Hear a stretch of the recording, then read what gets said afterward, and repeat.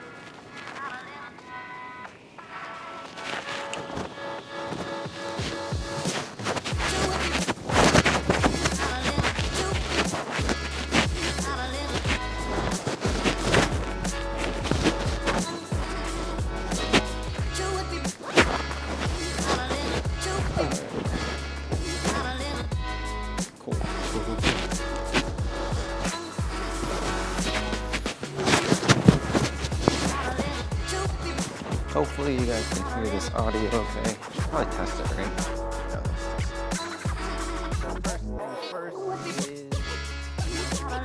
Yeah, so I think we already talked about it. We've got coming up on Wednesday is personally one of my favorite events. It is actually our Friendsgiving, which is fantastic. Everybody brings in Thanksgiving food, so don't be a bum. Make sure you come out with your Thanksgiving food. It's going to be amazing, and it's going to be a lot of fun. And so be there. Just make sure it happens, right? And then the week after that, on Wednesday, we actually won't be having regular Bible study because it's a Thanksgiving Eve service. So we're all going to go upstairs together. So be sure to come out with your whole family because that's going to be sick as well. And I can promise you that you don't want to miss it. So, show up. It's going to be great. With that said, those are the only two announcements that I have as of now. Ooh, let's keep cruising, shall we? So we're starting a new series on generosity and gratitude. Or the talents, whatever you want to call it, right? It's this parable about Jesus kind of telling the story. So I'm going to go ahead and read that story for you guys now. Hi guys, it's Fran, recording for Jill. Matthew 25:14-30, CEV version says, "The kingdom is also like what happened when a man went away and put his 3 servants in charge of all he owned. The man knew what each servant could do. So he handed 5,000 coins to the first servant, 2,000 to the second, and 1,000 to the third. Then he left the country. As soon as the man had gone, the servant with the 5,000 coins used them to earn 5,000 more. The servant who had 2,000 coins did the same with his money and earned 2,000 more. But the servant with 1,000 coins dug a hole and hid his master's money in the ground. Sometime later, the master of those servants returned. He called them in and asked what they had done with his money. The servant who had been given 5,000 coins brought them in with 5,000 that he had earned. He said, 'Sir, you gave me 5,000 coins and I have earned 5,000 more.' 'Wonderful,' his master replied. 'You are a good and faithful servant. I left you in charge with only a little, but now I will put you in charge of much more. Come and share in my happiness.' Next, the second servant who had been given 2,000 coins came in and said, 'Sir, you gave me 2,000 coins and I have earned 2,000 more.' 'Wonderful,' his master replied. 'You are a good and faithful servant. I left you in charge of only a little, but now I will put you in charge of much more. Come and share in my happiness.' The servant who had been given 1,000 coins then came in and said, 'Sir, I know that you are hard to work for.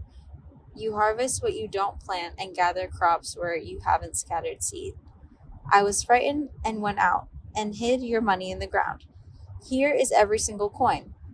The master of the servant told him, 'You are lazy and good for nothing. You know I harvest what I don't plant and gather crops where I haven't scattered seed. You could have at least put my money in the bank, so I could have earned interest on it. Then the master said, Now your money will be taken away and given to the master, or given to the servant, with 10,000 coins. Everyone who has something will be given more, and they will have more than enough. But everything will be taken from those who don't have anything. You are a worthless servant, and you will be thrown out into the dark, where people will cry and grit their teeth in pain. Dang. That's crazy. I had to come back to the apartment because I forgot my wallet. Now my hands are freezing. This is kind of nuts. But you know, we do it for you guys. We love you guys. All right, team. I'm not even gonna lie to you. I drastically underestimated the temperature out here. It is uncomfortable. My hands are very cold. But we're gonna go ahead and jump into this. So we're kind of talking about a simple cycle of how we step into generosity and gratitude. And right, we're talking about this because it's around Thanksgiving. But really, these are kind of fundamental principles that, if embraced, will change the way you live and like kind of your whole world, because this is how the world works. This is how God actually created it, right? And so I'll give you the first two right now in the cycle. The first one is actually that gratitude creates humility, right? Gratitude creates humility. And gratitude is kind of just realizing what you've been given, right? It's kind of stepping into this understanding and choosing to acknowledge, man, I've actually been given this. I've been given this opportunity, this skill set, this family, these relationships, this physical resource, whatever it may be. Gratitude is just acknowledging what you've been given. Now, what's crazy is as you are grateful and you acknowledge what you've been given, you realize that you didn't get it there yourself. Like, you didn't create it. It was given to you, right? And the Bible talks about this super clear. It's found in James. Every good and perfect gift comes from God, right? And so if every good and perfect gift is coming from God and we're actively being grateful, it's actually putting us in a position of realizing that we didn't create it on our own. And that's kind of this understanding of humility. Humility is a space where you understand how loved you are and how much you've been given, but realizing that you didn't create it yourself, that it was a gift and it was given to you, which is super, super cool. So gratitude leads to humility. And then you see this in the parable of the talent, right? I think the people, the one that was given the 5,000 and the 2,000, those are grateful people. Why? Because they recognize the gift they've been given. And they were humble. They were like, oh man, this is amazing. I can't believe my master trusted me with this. And then it goes from humility into a space of stewardship. Now, stewardship is saying, I'm gonna take care of this well. I'm gonna fully own the responsibility given to me. Now, can I say this? This is kind of a wild concept that I'm learning more now. You are actually responsible for stewarding the gifts God gave you. Your skills, your abilities, your aptitudes for learning. You're actually given the responsibility for all the things that God has actually given you and entrusted you with, right? And so if you have the ability to reach people because you're super good at relationships, you actually have a responsibility to reach people, right? If you actually have been given the gift of creativity, you're actually responsible for how you use that gift. If you've been given a large financial resource, you're actually responsible for how you steward that large financial resource, right? And so the crazy thing is that humility will lead you to, oh, this wasn't mine, and the person who gave it to me expects me to do something with it. That's what the parable is talking about. The master not only gave it to them, he also gave them a challenge that, hey, go and do something with this. And I can tell you the same thing is true for your life.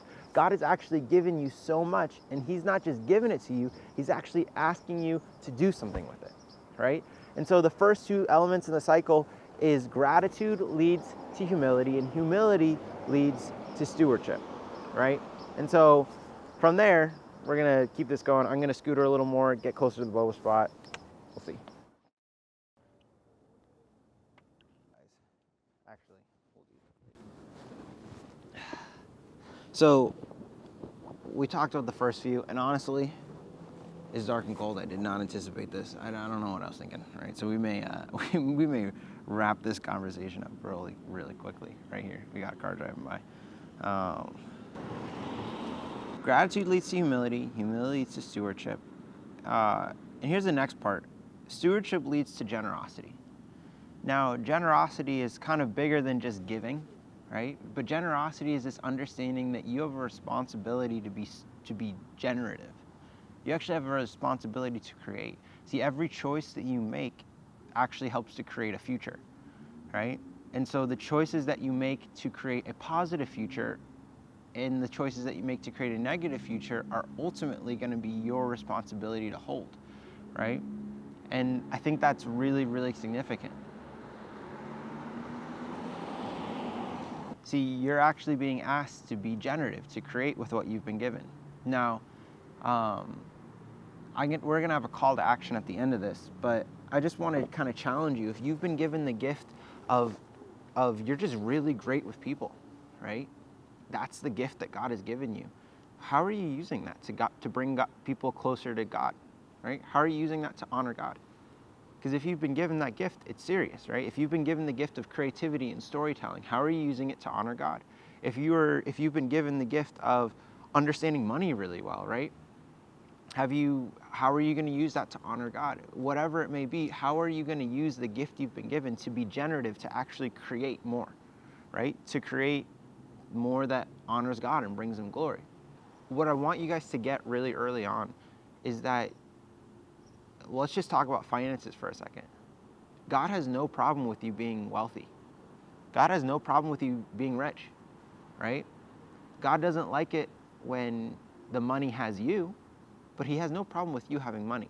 And I would venture to say this: if you have the ability to actually create wealth and help a lot of people with that wealth, I feel like you've got a responsibility to actually use it, right? The Bible actually talks about how you have a responsibility to handle what you've been given well. And if you've been given socially and relationally 5,000 coins, right? How are you going to use that?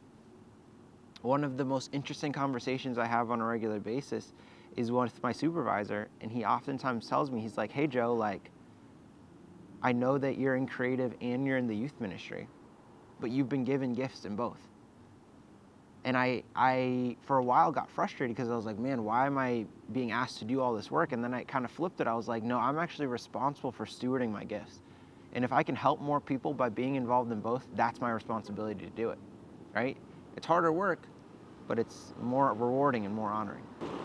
See, stewardship leads to being generative, right? And then from being generative or being generous, you could say, right? Generosity actually leads to blessing. The Bible talks about this. He talks about how give and it will be given to you. Pressed down, shaken together, running over, will be poured into your lap. For with the measure that you use, it will be measured to you. See, the crazy thing is that when you give, God says, oh, I can trust you to be generative, to be faithful, to steward what you've been given. Right? When you've been a good steward of what you have, God will give you more. Look what happened in the parable of the talents. What happened was the guy with 5,000 coins was given the guy's 1,000 coins. Why? Because he was generative with it and the other guy wasn't. Right? See, you will actually be held accountable for how you use what you've been given. This is crazy. If you just choose to bury it, God is actually saying, hey, you had the ability to choose and I gave you resources to create and you did nothing. Right? Those words were so harsh. You wicked, lazy servant. That's so intense, right? But what happened is that he decided not to use what God gave him. He didn't even want to put in the effort. He didn't want to put in the work, right? And I refuse to be that person. And what's crazy is that guy didn't receive any more blessing. He actually had what he had was taken away from him. Why? Because he didn't steward it well. And so in the same breath, if you steward things well, God will pour out more to you. That verse that I quoted a little bit ago, that's actually found in Luke 6, verse 38. Give and it will be given to you, right? And so what I want to challenge you guys to do is give. Be faithful in your generosity. And then the last thing is this, is blessing leads to gratitude. When you start to receive more, you're more grateful again, right? And then the cycle repeats. Blessing leads to gratitude. And the crazy thing is, everything that you have is already a blessing. You've already been given so much.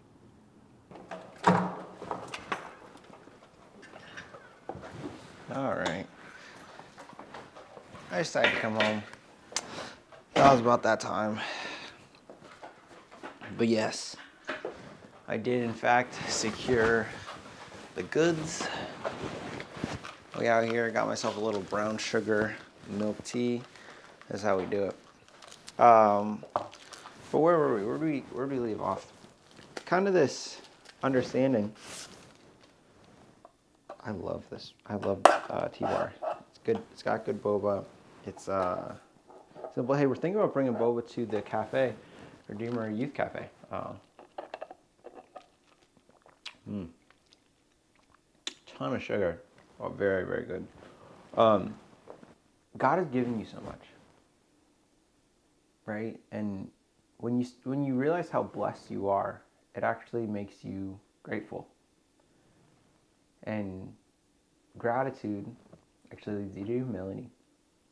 Humility leads you to a space of stewardship. Stewardship actually leads you to being generous or generative. Generative and generous people end up getting blessed. And blessed people end up grateful. Right? It's a whole cycle. And maybe you're here and you'd say, hey, how have I ever been blessed? Friend, you've got breath in your lungs. You were given the opportunity to choose, to create, a chance at life. You have so much. It's insane. And maybe you're here and you'd say, hey, I didn't know I was even given this much. Well, all of this ability to choose and actually to choose well starts really when you enter into a relationship with God. Because what happens when you have God in your life is He starts to actually guide you on what choices to make and what choices not to make. What choices will actually be generous and full of humility and all these things. How to actually bless and love other people with what you've been given. And if you're here right now and say, hey, I want to give my life to God today, I'm going to lead you in a prayer. It's super simple, and you can basically become a follower of Jesus. You can give your life to Jesus today. Or maybe you're here and you'd say, hey, I haven't been stewarding what I've been given well. Or maybe you just want to learn how to steward what you've been given well better. Maybe you want to steward what you've been given better. I want to pray over you as well.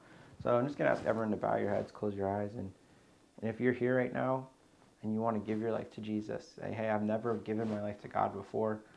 What I want you to do is I'm going to ask you to, the count of 3, lift your hand. And really, this has nothing to do with me because I'm on a screen, right? But it has everything to do with the external expression of an internal decision. That you're choosing to say, I'm giving my life to you, God.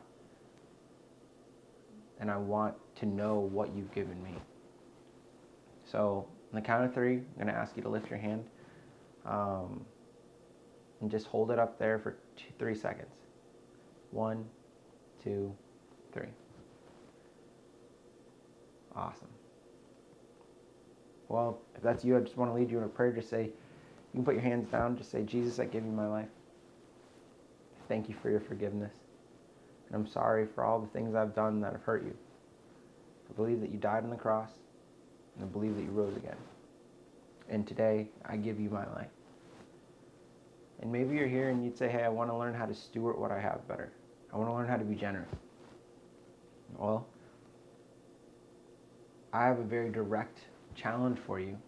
But first, I want to pray for you as well. So if that's you, I just want you to take your hand and put it over your heart. And I just want to lead you in a simple prayer or pray over you. God, I pray right now for those people. God, I thank you that you transcend time. And so this prayer is meeting people right where they are. God, I pray that you bless them, that you'd hold them, that you keep them.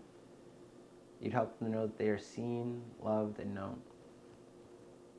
God, I pray right now that you would make them so aware of everything they've been given and so free to give it back to you, to be willing to give it up, to be willing to use it to become generative. God, please give them a selfless just drive to create in your name and to help other people. God, I thank you that you've given dreams and abilities and skills and gifts and understanding. And you've placed whole worlds inside of people. Pray that you'd help them bring those to reality. Pray all this in your beautiful name. Amen. Oh man, this is so exciting. Hey, you just gave your life to Jesus. That is the biggest deal. And we actually have a gift that we want to give you, so connect with the leader after. They're holding them up right now. And then the second thing is this. Next week, we are actually going to have an opportunity to be generous, to give towards something very specific. And in 2024, we're probably going to start making it more obvious and easier to give here, because the reality is you guys do have so much, and a lot of you serve and give in that way, and a lot of you guys give through your time by being here. But what I want to challenge you to do is also give in the physical, right? Monetarily, with your money, right? Because the Bible actually talks about this: where your treasure is, there your heart will be as well.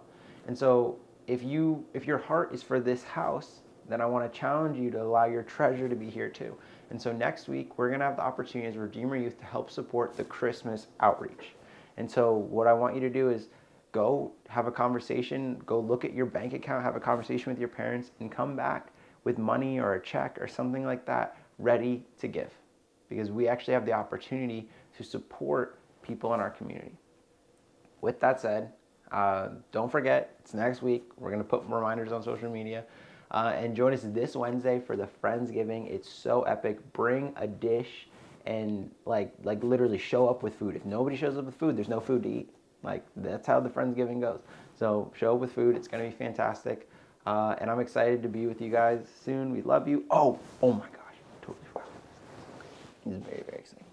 Next week, we also have a really big announcement. So you don't want to miss this. Like, super big. It's nuts. All right. I'll see you guys soon. Love you.